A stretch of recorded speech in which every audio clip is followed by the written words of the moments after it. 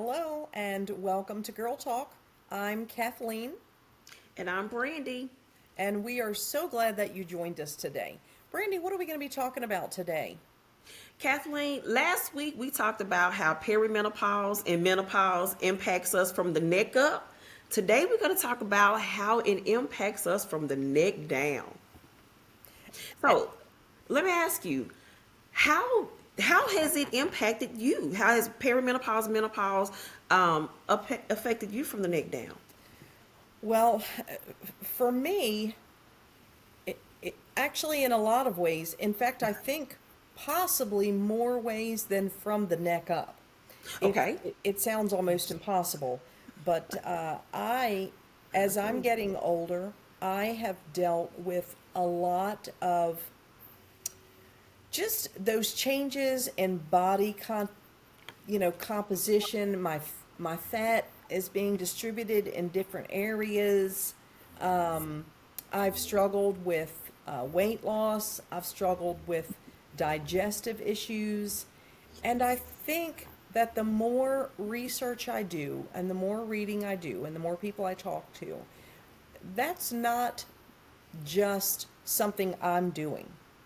I think that it's part of menopause. Yeah. I really do think it's part of menopause.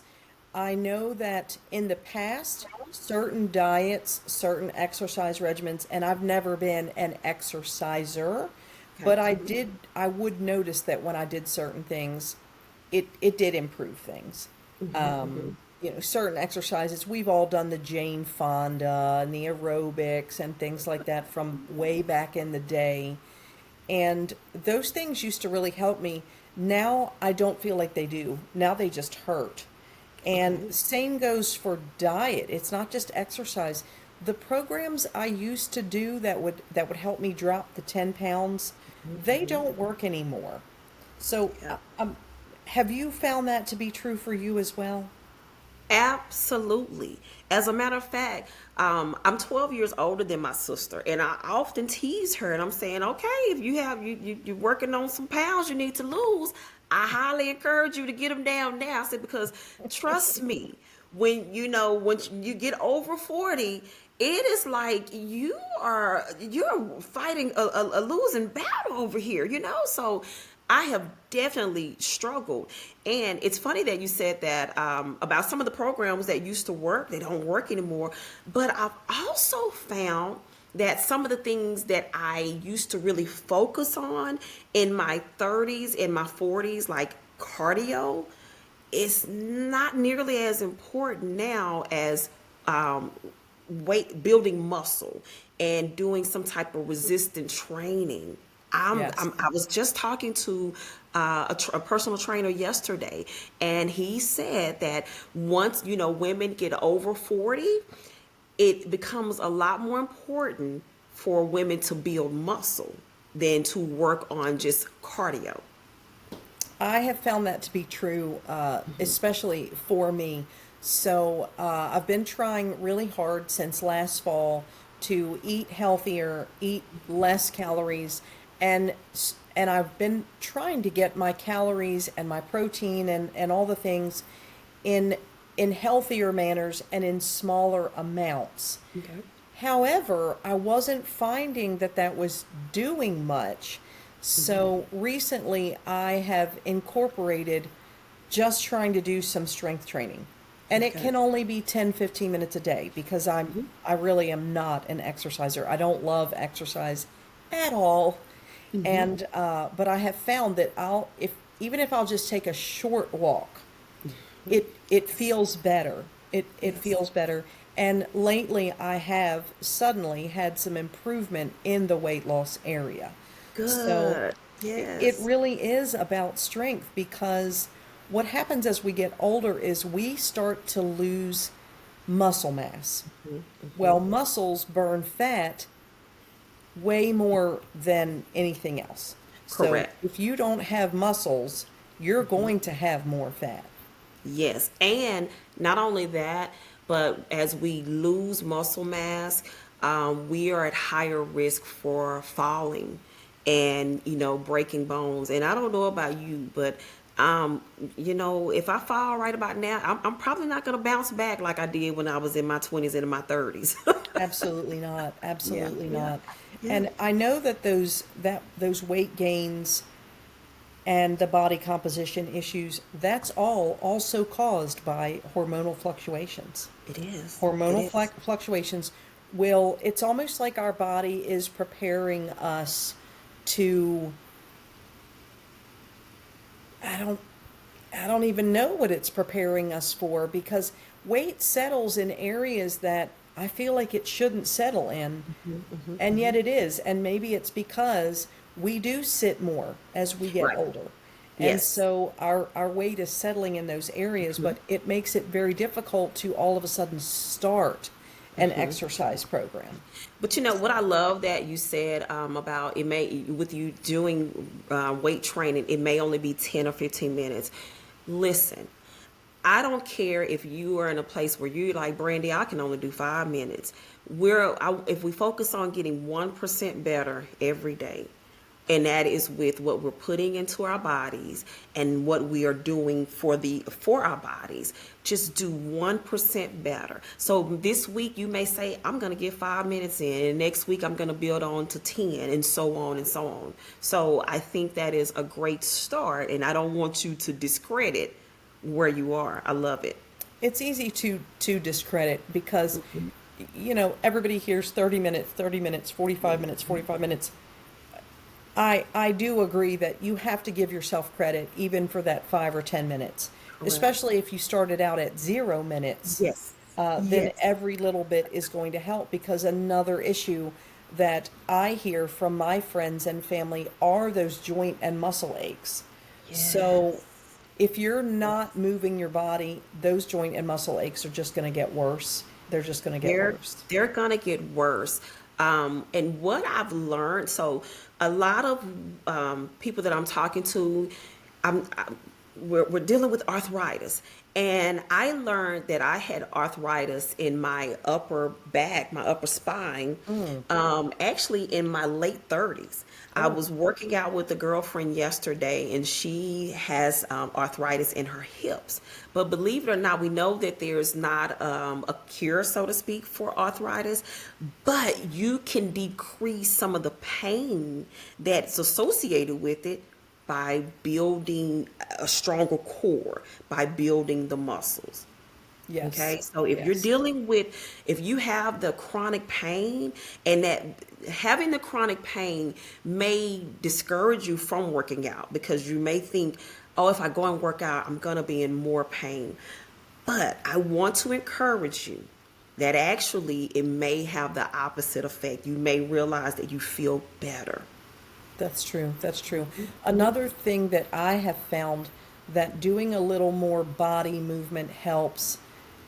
It helps in movements of other areas. Um, Yes. I have really struggled probably since I've gotten into my late 40s and my 50s. I'm 58, so I'm about 10 years older than you. So in a much different phase of life Right. already. I have found, and every friend I talk to, I'm telling you, is dealing with these digestive issues, to where things are not moving the way they used to. Yes. And I have gotten to where I've had to add some supplements. I have to take a daily dose of psyllium husk. I have had to increase my fiber. And fiber is not even anything I thought about before. I ended up seeing Right. a nutritionist last year because my primary care physician and I could not figure out why sometimes I would go a week without a bowel movement. And obviously that's not healthy. That's not anything that's good for your colon health or your digestive health. And it's certainly not going to help with any weight loss. Correct. So I went to Correct. see this nutritionist and we did a deep dive on what I was eating. And I was so concerned with the protein aspect that I was neglecting the fiber part. She said women should be taking in 25 grams of fiber a day. And I think I was getting between 8 and 10. Wow. So Okay. I had to greatly increase my fiber intake. Some of the Yeah. ways were easy, some were a little more difficult to incorporate, but that's key. Fiber is key, and we don't realize that. No one talks about the impact of not getting enough fiber in our diet. Yeah. When we're talking about, how, menopause, perimenopause affects us neck down, I am dealing with heartburn. And I was one of those people, I could eat whatever, nothing bothered me. But I've just noticed within the last month or so, I'm starting to deal with heartburn. And so, of course, sure enough, heartburn or acid reflux, it is more common during perimenopause and menopause than for women earlier in their lives. Oh, wow. They say that some studies show that women are 3 times more likely to experience it than men. Okay, so I am this week alone, and it's just Thursday. But and it happens, of course, at nighttime. So now I'm having to be very mindful of what I eat later in the evening. Whereas just 2 months ago, I could eat a chili dog and lay down, and I would be fine. Now I'm having to reconsider those things. And again, it is yet another symptom of perimenopause and menopause. So if you're all of a sudden dealing with heartburn, it may not just necessarily be, oh, I ate something too spicy, but it could really just be it could just be the hormones. But you want to also be mindful of eating foods that maybe decrease the chances of a flare up. Yes, yes. That's really interesting that you brought that up, because I don't know if this was something you experienced with pregnancy, but a lot of women experience severe heartburn during pregnancy. So obviously, that is something that ties into hormonal changes. Yeah. And you know what's funny?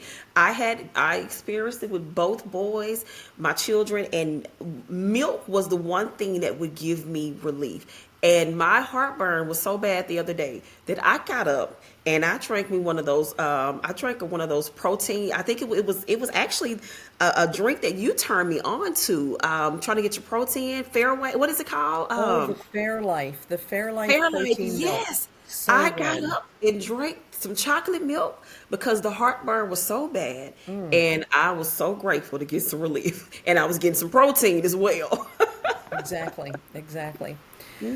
Well, I know when we're talking about all those things in our lower regions, I know that one thing that you have recently done a deep dive in are those changes in libido, sex drive, vaginal changes that we deal with that no one wants to talk about. And we definitely need to talk about this, because not only does this impact your life, but it will impact your relationship as well. You are absolutely correct. Kathleen, a lot of times when we as women, when we are realizing that our sex drive has decreased or we're dealing with vaginal dryness, that can have an impact on your esteem. Okay. You think about if you have a partner and you are trying to be intimate, yet you feel like a desert down there. That can cause problems, not only you feeling potentially less of a woman, but it can also cause your partner to maybe think, maybe I'm not doing it for them. Maybe they're not attracted to me anymore. And it can cause problems. I've worked with many couples, over the past few years in marriage counseling, or maybe, couples that are, in committed relationships, and sex is often the topic that comes up, or shall I say the lack thereof. Okay. And many of these couples, they are somewhere in their late 30s, maybe even in their up to their mid 60s. And they're complaining, they're not happy with their sex life. And typically, 9 times out of 10, the complaint is that from the man is that the woman no longer has a desire. She's always tired. The woman is saying, I'm tired. I just don't feel it. And sex is uncomfortable because of the vaginal dryness. Or I hear the woman may say, he thinks that I don't love him anymore. He thinks that I'm not attracted to him anymore because my body is not responding like it used to. And in those sessions, I have had men to pull out their cell phones and look up symptoms of perimenopause and menopause. And one of the first things that they see is low libido and vaginal dryness. And you'll be shocked at how the sense of relief that comes amongst these men, because now it's not them. They're not internalizing this. And then even for the women, because they're thinking, maybe I'm just at that age where, it's like sex is not important or whatever. But they're realizing there's a real reason. And it's the H word again. It's the hormones. Yeah. So what we know is that when it comes to with perimenopause and menopause, like I said, these symptoms they're pretty much the same. It's just so happened that, remember, menopause means you're no longer having a period, right? Perimenopause, you're still having a period. It may be very irregular, but you're still having a period. But these symptoms are they're the same. Okay. So what happens is when we're, in perimenopause and menopause, the fluctuation in estrogen, okay, the decline in estrogen, it causes us to have vaginal dryness, right? That leads to, painful intercourse. And if it doesn't feel good, you don't want to do it. Correct? Also, some women just think, I'm just tired. I've been dealing with the children all day. I've, took on an extra project at work. I'm just drained, not realizing that it could be that you are fatigued because of the imbalance of the hormones, but it's also affecting your desire to have sex. Yeah. So very, very important to talk about it, because again, the average woman is not comfortable admitting that she has vaginal dryness. Okay? So I want to say, if you are one of those women that are dealing with vaginal dryness, it is okay. Now, again, we can do things about it. Okay? You don't have to suffer. And your partner doesn't have to suffer either, right? So there are things, whether it's lubrication. I'm going to always say, do your research. Certain ingredients in lubrication can increase yeast infections. Okay. And so you want to do your research on what products are safe for to use, so that it decreases the chances of a yeast infection. Right now, what stands out to me is the glycerin. I want to say that's one of the main ingredients that leads to yeast infection. Okay. So do your research, talk with your medical provider on what can I do to increase lubrication. Okay. Also, we ended last week's session talking about black maca root. Remember that? And we talked about how it affects your cognitive health. It gives you energy. It also increases your libido. We all need to get that on auto. We all need to get it. Yes. Well, and here's another thing. And yes, talk to your medical provider, talk to your friends. The first person that you probably need to talk to, though, is your partner, because you don't know how it's impacting them. And we know, for the most part, men in general are always ready and raring to go. Yes. I think you've used an analogy before of some kitchen appliances. Yeah. Men are like microwaves, and women, we are like crockpots. Exactly. So if you're able to have that conversation with your partner, and they understand it has nothing to do with them. Correct. It's just biology. Right. Then you can begin to have those conversations that are going to help the issue. And sometimes it's simple changes. He may need to put in a little more work Yeah. than before. And we're not going to get graphic. Put in Correct. a little bit more work, because maybe before you could give me a look or say something or just a gentle touch and I'm ready. It might take more work now. Another thing that I have had clients consider and talk about is move your sexual encounters to different times of the day.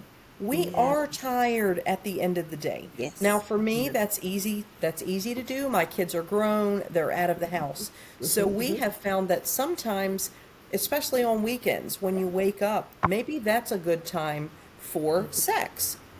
Maybe if you know you're going to be tired in the evenings, if you have the luxury of a lunch date, instead of going out to dinner and then having that afterwards expectation, why not lunchtime?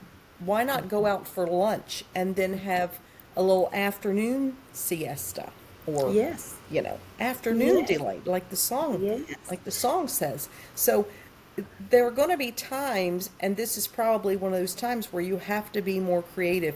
It's kind of like when we have young kids and we had to get creative, because you never knew when they were going to wake up, when they were going to have a need for you. So sometimes you had to get creative on what your sex life would look like. Right. But the first thing is you've got to talk to your partner, because one of the things we also talked about that is an issue are these mood swings.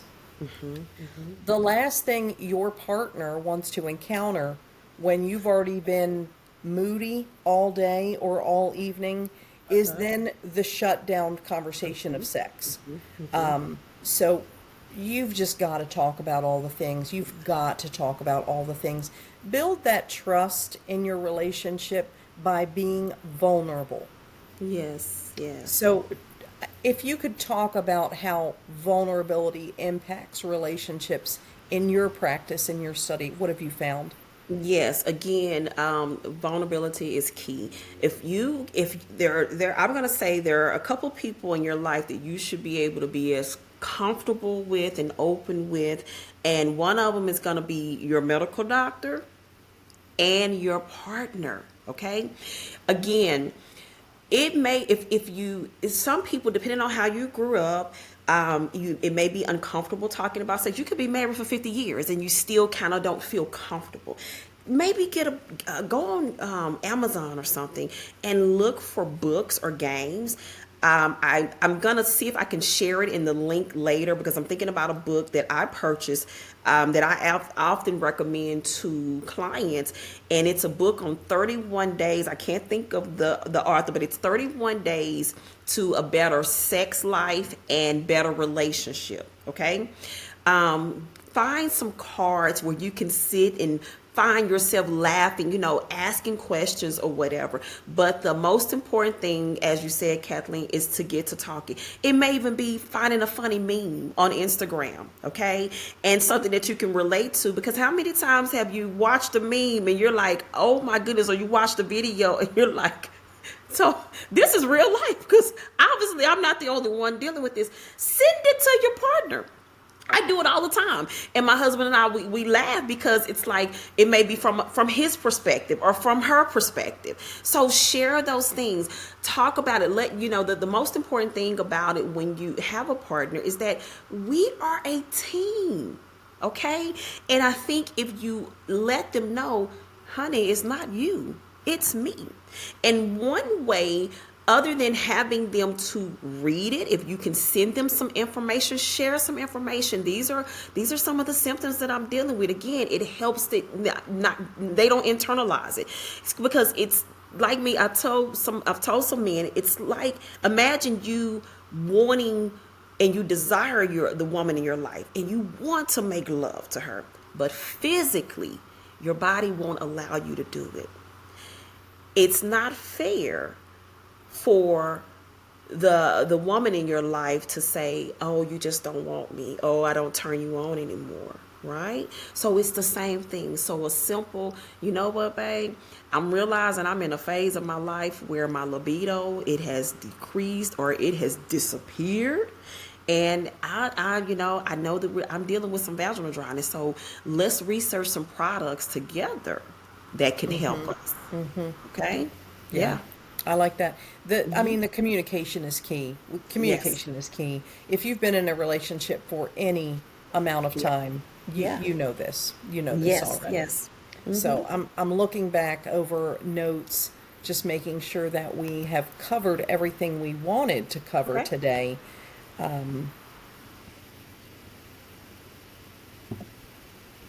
Yeah, we talked about supplements. I just want to make sure we covered everything. So I hope you Okay. guys will forgive me for looking through notes because it's such an important topic. And Yes. we really wanted to do it justice. And that's why we decided that it would need to be 2 episodes because there's so much information. And we have made a point to keep these recordings and these episodes short enough that you can just listen to them on your way home from work or listen to them while you're taking a walk. You don't need a drive, a cross country drive to get through the whole episode. So, Correct. Correct. Brandy, I will turn it over to you to finish us up with any thoughts or ideas that you might have on closing out this subject today. All right. So again, I think the most important thing, get to talking. Whether it's again with your girlfriends, let's talk about it. You may learn a lot. Find out what's working for them. Talk to your partners. Remember, you're in this together, okay? We don't want anybody to feel like something is wrong or it's somebody's fault. Be honest. Be honest. Find some games, some fun games that you can bring in to incorporate. Hey, it may even help you to learn how to communicate better, okay? But I can almost guarantee you, if you reach out to your partner and say, hey, babe, I want us to research some things on how we can increase our sex life, that's going to probably be something you're going to have that man on board for, okay? So again, talk. Transparency is so important, okay? And if it comes down to it, with you're trying everything and it's not working, seek medical help, okay? Also, don't hesitate. Since we're ending on talking about sex, if it continues to be a problem, don't hesitate to find you a sex therapist. You and your partner may really be grateful and say, I wish we would have done this earlier. I hadn't thought about Okay. that. Um, All right. Well, we're going to wrap up this week, and hopefully you have learned something today. Hopefully you have felt more comfortable just in listening to us talk about things that you may be dealing with as well. So, as always, we want to be a source of encouragement, a place where you can safely ask your questions, where we're going to discuss all the things. I mean, we talked about pooping today, so we can pretty much discuss all of the things. So we Correct. hope you'll come back and visit with us again next week. Again, we thank you for the time that you took today to invest in something for you. So we're going to say goodbye and sign off for now. Have a great rest of your week.